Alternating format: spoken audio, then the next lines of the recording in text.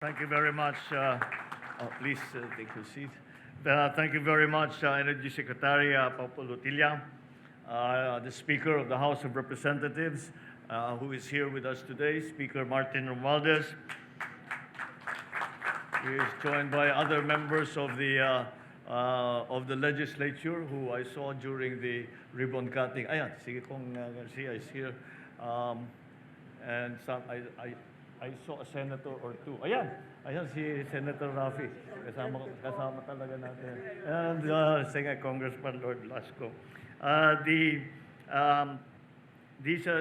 are the Senator Rafi and Cong Lord are the chairman of the energy committees in the respective houses. Of course, the father of the province of Bataan, Governor Jose Enrique Garcia, full name. The proponent of this very forward-looking project of battery energy storage, the President and CEO of San Miguel, our friend and longtime partner in development, Ramon S.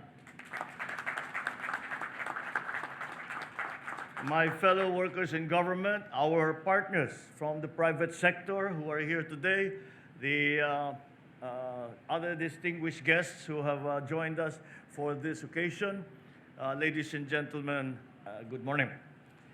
It is a great pleasure to also finally see what we have been talking about. The CEO of San Miguel, Ramon S, has been discussing this program with me for a very long time since we started talking about how to solve some of the problems that we are facing in terms of energy supply in the Philippines.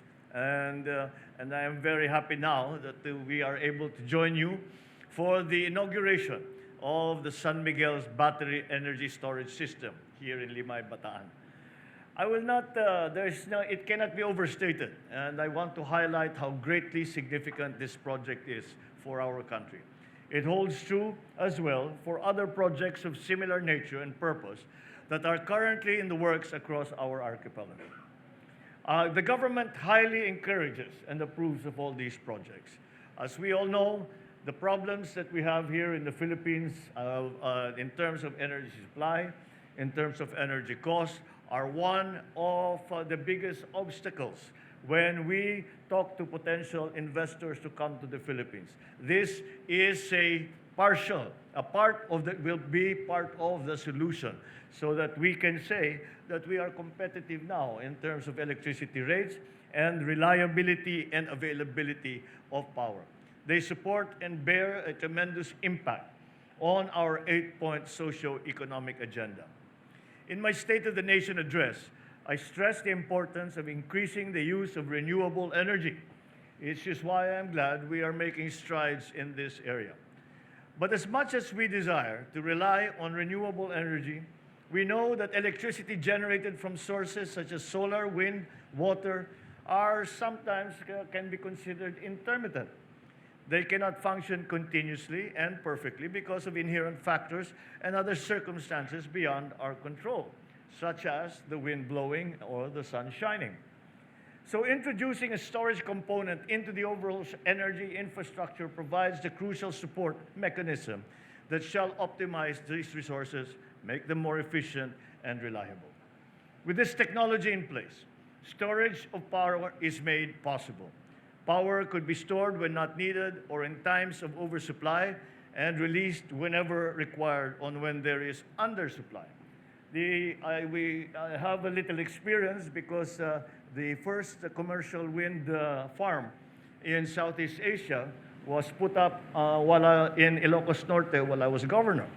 And the analysis always of our wind farms is very simple in that we have, at the time, we had to be able to make back the power supply from the months of October to March. Because if we do not make it back during that time, it is not a viable project. It was helped along by the provision of carbon credits that the WTO was providing for a while. But however, the most important thing, the most important problem was that precisely the peak supply does not necessarily coincide with the peak load. And there was also the problem, very simple problem, of how we can guarantee supply of the base load. And this is generally used by industrial plants, and because the cost of power is lower, they run at night. Many of them run 24 hours a day. And so that was always a problem. This is now the solution to that problem. And it doesn't necessarily apply only to wind farms, doesn't necessarily apply to only solar. It applies to all kinds of power that we are able to use. The strategy before, I remember with the Bataan nuclear power plant, well, since a nuclear power plant cannot really be turned off and on very easily, we had to find a way to store the energy. And that was why Caliraya Lakes was created. And those lakes were created as an energy storage system. When the load was low, we would pump water up the mountain and fill up the lake. And when we needed extra power, then we would use the full production of the Bataan nuclear power plant, and added to that will be the hydroelectric power that we will use by releasing the water that we had pumped up to Sierra Lakes. However, unfortunately, the Bataan nuclear power plant was never in operation, but you can see the advancements that we have now. That was a very, shall we say, involved kind of energy storage system because it was at a very large scale. However, that now we no longer need to construct all of those facilities. We no longer need to put in that kind of infrastructure. All we need now are these battery farms that we are seeing today. And that is why it is extremely encouraging for those of us who are always trying to find ways to, one, increase the supply of power, secondly, decrease the cost of power, and thirdly, improve the mix of traditional sources of power and renewable sources of power.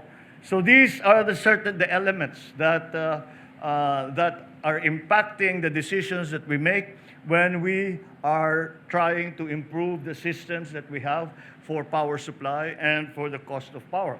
Again, as I said, the BESS, or the battery energy storage system, certainly will form a very important part of that formula that will solve these problems that I had just gone through. See? Because it is novel, it is innovative, it is full of promise, this battery energy storage system. This technology is carving a distinct path towards a more energy secure and sustainable future for the country.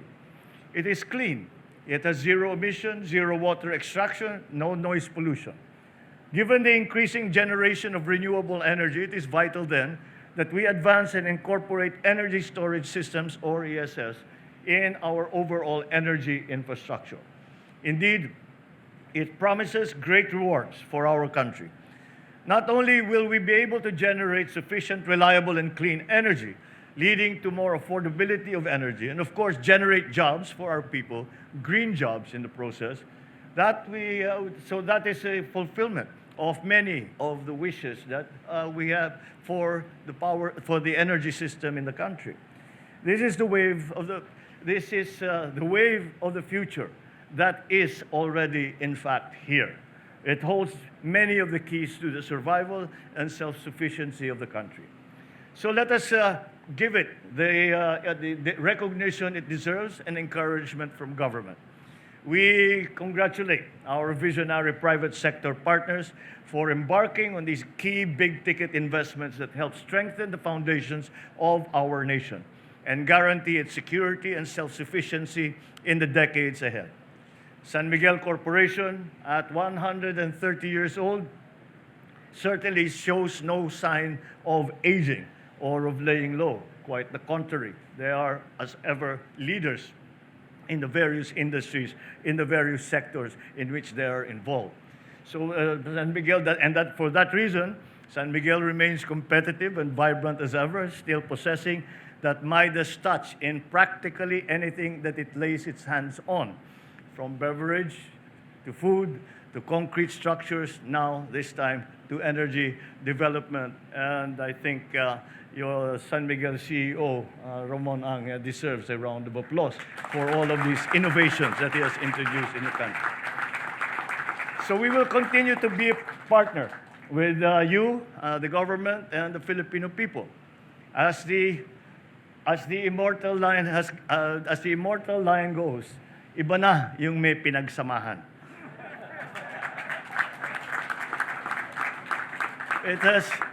You have other BESS projects in the pipeline, accounting for 95% of BOI approved projects with 2,000 megawatts, a total capacity distributed across the country. I and the rest of the Filipino people look forward to the rollout of these projects in the near future. Let us consider ourselves fortunate that we are here at the birth of this project at this late stage as it goes online in the grid and begins to serve Filipino people. But despite this, what this administration can commit to is to guarantee all the support mechanisms to our investors and to act as a genuine partner in a mutually beneficial relationship. We will improve the policy and regulatory framework for the renewable energy industry, especially for ESS technology, to encourage further development of our fledgling renewables industry. The Department of Energy is currently working on an improved and expanded version of our ESS policy. Our legislation and the rules that we have to catch up with the technology. Unfortunately, the general tendency is for government to be a little behind private sector in this regard. We will try to redress that balance. We are also aiming to increase the share of renewables in our total generation mix, and we encourage those investments that will add to the renewable supply in our country. We will streamline, harmonize the regulatory framework at the national and local levels to ensure ease of doing business, to take down unnecessary regulatory burdens, and this is all part of our agenda to improve bureaucratic efficiency and sound fiscal management for a much better, more streamlined, more efficient system. All this with a view to further encourage and incentivize private sector and allow them reasonable returns on their investments. With this mutually beneficial working relationship in the field of energy, we all function effectively towards an attainment of our ambition of strongly rooted, comfortable, and secure lives of our citizenry, as well as a healthy and vibrant business continuity for both the government and the private sector. So together we will spur further advancements and reforms in our country. Soon, not only will the Philippines have attained energy security, but it will also gain the recognition and the respect of the world as an advocate of clean energy and other green and resource-efficient practices. Maraming salamat sa inyong lahat at mabuhay ang sambayan ng Pilipino. I congratulate San Miguel Corporation, all of those who have been involved in this project, the LGUs in Bataan. This is a very important day for us. We will be watching closely on how we can apply these technologies all around the country. Maraming salamat po at maganda pong tanghali.